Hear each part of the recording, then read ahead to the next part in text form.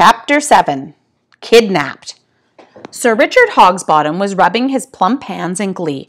Lady Morgana Le Fay, the most powerful enchantress in the land, half-sister to the king himself, was in his chambers drinking his best vintage Roman wine and talking to him like an equal. Well, almost an equal. Okay, maybe not an equal. He had to stand while she sat in the big carved oak chair, and she told him what to do. Well, he said, "Yes, my lady," and "No, my lady." But they were in the same room, and he was in on the plot. He was a trusted co-conspirator in her plan to topple King Arthur. Sir Richard smiled to himself. He'd been quite surprised to find how much she hated her half-brother, how strongly she wanted to replace him and be the queen. She did such a good job of appearing adoring most of the time, but now he knew the truth. And when his son Adrian had done his bit, he, Sir Richard, was going to be the new queen's favorite. Rich, famous, why, he could have that awful Sir Bertram Pendragon hung from the castle walls by his toenails if he wanted, and he would certainly get bigger and more richly furnished rooms when he stayed in Camelot. This one was poky, and there was the distinct smell of pondweed coming from somewhere. "Sir Richard," Lady Morgana's voice brought him back from his daydreaming with a start. "Indeed, my lady, indeed, yes, I agree absolutely," he stuttered, not sure what she was talking about. "I said, when is your son expected?" said Lady Morgana coldly. "Oh, yes, sorry, indeed. Well, any minute now, your graciousness. Should be along directly. Very good boy, Adrian, very clever. Quite a dab hand at magic himself, you know. Won the novices 2 years running." Behind the tapestry, Max was seething mad. Snotty Hogsbottom. It wasn't his magic skills. It was his cheating, lying, weasel skills that won him the novices 2 years running. It wasn't going to happen again, assuming, of course, that Max could escape, find Olivia, and be ready for the competition tomorrow afternoon. Right now, that seemed trickier than it had before Sir Richard and Lady Morgana had entered the room, and it was about to get even trickier. Sir Richard's proud father act was interrupted by a loud bang at the door. Almost instantly it flew open to reveal Snotty holding a struggling, kicking Olivia, while Jerome stood behind them, staggering under the dead weight of a small blue-green dragon who was out cold. "Adrian," sputtered Sir Richard, "what's going on? What on earth? What's she doing here?" Olivia tried to speak, but they had gagged her with a tunic belt, and all she could manage was Snotty shoved her viciously, and she fell to the ground in a sprawl of limbs in front of Lady Morgana, who looked down at her as if she were a particularly slimy kind of slug. "It's that weed Pendragon's little sister," Snotty spat, "lurking around after us with her dung-brained pet dragon. They heard me talking to Jerome about taking the prince out to the forest. We got to get rid of them." "Oh, well, that's rather extreme, surely. Perhaps if we just, my lady," Sir Richard turned to Lady Morgana with a slightly appalled expression on his plump face. He really hadn't banked on anyone having to get hurt in this escapade. Humiliated, yes. Brought to the brink of war, fine. Deposed and thrown in the dungeon while everyone else feasted and celebrated? That wasn't really what he expected. Not just yet, said Lady Morgana decisively. "She may be useful as an extra hostage. If not, we can deal with her later. For now, I think it's time we got on with the plan. Leave the girl and the dragon here and lock the door. They won't be going anywhere." She laughed, and on the floor, Olivia shivered at the sound. "Come along, Sir Richard. We need to go and help the boys get their horses packed, don't we?" And she swept out of the room with Snotty at her side and Sir Richard feeling rather weak at the knees following. Jerome dumped Adolphus on the floor and headed out after them. The door thudded shut, and Max heard the key being turned in the lock. "Olivia," he croaked. "Olivia, I'm here by the tapestries." He hopped toward his sister, who was picking herself up off the floor. She said excitedly when she saw the orange frog hopping towards her. She reached up and clumsily pulled at the gag, eventually managing to drag it off half undone. "Phew, that's better, Max. How did you end up here?" "Well," said Max, taking a deep breath. He was about to embark on a long and detailed explanation of his trials and tribulations in the moat and inside the castle walls when they were both distracted by a rustling sound, followed by a loud squeak and a muffled curse. With that, a large black rat squeezed his way out of the gap in the stone wall and fell to the ground with a thud. All right. You can stop panicking. I've made it. I'm in one piece, just about. Though I do think I may have rather less fur than I had at the beginning. And I'm not sure that Pike didn't have a tiny bit at the end of my tail. But still, never mind. Can't complain. All in a day's work. Ferocious looked around and noticed Olivia and then Adolphus sprawled unconsciously on the floor. Well, all here together, he added. Isn't that nice? Ferocious, exclaimed Max happily. You came after me. Well, I didn't have a lot of choice, really, said Ferocious modestly, seeing as your sister more or less threw me out the window. Go and rescue Max, she says. Oh yes, piece of cake, I say, no problem. Just follow the smell of pondweed. You can rely on good old Ferocious to brave terrible pikes and... But Max and Olivia had stopped listening. They were too busy exchanging news and piecing together the bits of plot they had overheard between them. Ah, well, sighed Ferocious, always the way, no gratitude. And he started to clean his whiskers and check how much fur he had lost in the castle walls. So, said Max thoughtfully, they're heading off now on horseback? Yes, said Olivia. Snotty will have the prince wrapped in blankets on his horse. Lady Morgana has dealt with Merlin's spell wall, so it won't be a problem. And they said they were taking him to the forest. They must mean Grimswood. It's about 5 miles away downriver. But the forest is huge. No one will find them if they've got a hiding place in there somewhere.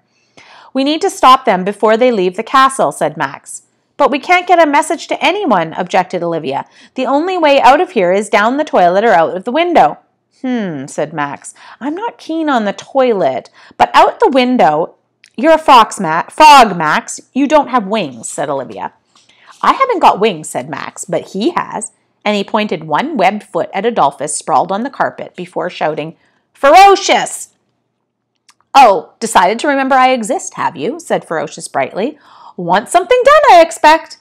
Yes, said Max. Go and bite Adolphus and see if you can wake him up from whatever enchantment he's got on him. Pleasure, said Ferocious, baring his teeth in an evil grin and scampering over to the dragon. Oh, don't hurt him too much, begged Olivia. But Ferocious was being quite gentle, nipping Adolphus in the ear and nuzzling his head, while Max shook him hard and tried to lift up his eyelids.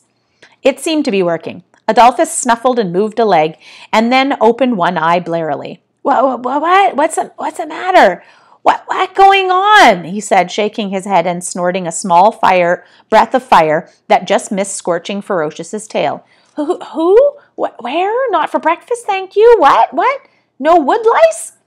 Hopeless, said Ferocious sadly. He never did have much going on up there, but the spell must have addled his brains completely. Adolphus stood up, staggered, shook himself, and opened both eyes. Brr, he said, breathing a burst of fire before he looked around. Olivia, Max, Ferocious, we're all together. Whoopee, what fun! What are we doing?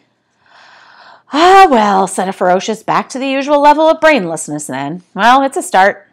Adolphus, said Olivia delightedly, giving the dragon a big hug. I was worried about you. You got zapped by Snotty's spell, and we weren't sure we could wake you up. We're all trapped in Sir Richard Hogsbottom's chambers, and we need you to fly out of the window and get help.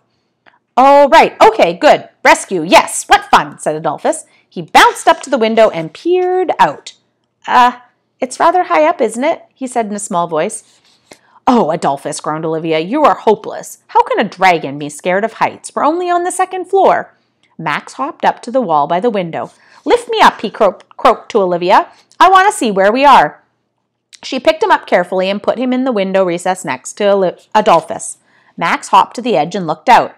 I can see the drawbridge, he said. We're at the front of the castle, and we aren't that high. Come on, Adolphus, it's not that bad. Oh, well, said Adolphus warily, reaching one claw out of the window and then drawing it back hurriedly. Actually, I don't feel so well. Oh, no, Olivia, I can see Snotty, shrieked Max suddenly, hopping up and down on the spot. He's got his horse. He's with Jerome. They're talking to the castle gate guards. He's going to get away. Where? Said Olivia, peering on tiptoe out the window. Then she saw them. Oh, no, she groaned. We'll never be able to get a message to anyone before they've gone. Oh, what are we going to do? Wailed Max in an agony of impatience. We'll never stop them. We can't follow them and find out where they go because we haven't got any horses. And anyway, they'd see us on horses. And, oh, I've got it. He smacked his head with one webbed foot. Why didn't I think of this before? Adolphus, you have to fly out of the window, and you're going to have to take me with you. We can fly after them and rescue the prince ourselves." "Brilliant!" exclaimed Olivia. "Adolphus can carry you in his claws, and he won't be scared if he's got you with him, will you, Adolphus?" Well, maybe not quite so much," said Adolphus nervously. "Good idea, Max," said Ferocious, jumping up on the ledge beside them. "Excellent. And when you get where they've taken the prince, you can hop over to Snotty Hogsbottom and slap him senseless with your webbed feet." Oh, Max considered this. "I guess it probably wouldn't be so good to try and rescue the prince while I'm still a frog," he admitted. "Oh, but Max," said Olivia excitedly, "I've still got the antidote potion. You can turn yourself back when you get there." "Brilliant," said Max, "although I think I might try to avoid any actual confrontation, even if I am turned back. I'm sure there'll be a way to rescue the prince without any actual fighting." He coughed and avoided Olivia's eye. She reached down the front of her tunic and brought out this potion bottle with the Frogspell antidote. "Here," she said, "you better hurry. Take Ferocious. He's good in a scrap, and he can hold the potion bottle in his teeth." She passed it over to Ferocious, who sighed and took it carefully. "Hold tight, Ferocious," said Olivia, and then grinned. "Actually, I've just thought, even if he drops the potion bottle, you could always get him or Adolphus to kiss you back." Ooh, Max shuddered. "Hold on to that bottle for dear life, Ferocious," he said. "Don't worry," said Ferocious. "I intend to." Max suddenly realized that this plan meant leaving Olivia on her own, trapped in Sir Richard's chambers, with Morgana's threats still hanging over her head. Olivia seemed to have realized this at the same moment. They stared at each other. Perhaps I should find someone to come rescue you, rather than going after Snotty," said Max, looking worried. Olivia gulped. "No, it's okay," she said, thinking of King Arthur and how worried he'd looked. "I'll be all right. Find the prince, Max, and then you can rescue me afterwards." "Right then," said Max. "Come on, Adolphus. Ferocious, Olivia, we'll make sure someone gets you before anything awful happens. I promise." "Yes, okay, Max," she said in a small voice, and then leaned over to kiss him goodbye. "No!" shrieked Max, and then she stopped, just in time. "Oh, right," she said, laughing shakily. "I forgot. Good luck, all of you. Better go quick." Max peered out of the window and saw Snotty and Jerome cantering across the drawbridge and down the road to the river. He hopped over to Adolphus, who picked him up in one claw, while Ferocious jumped onto the dragon's back and dug his claws in. "Okay," he said. "Adolphus, go." "Ah!" wailed Adolphus, and shutting his eyes, he launched himself off the window ledge and started to flap his wings like crazy as he plummeted, like a stone, toward the moat below.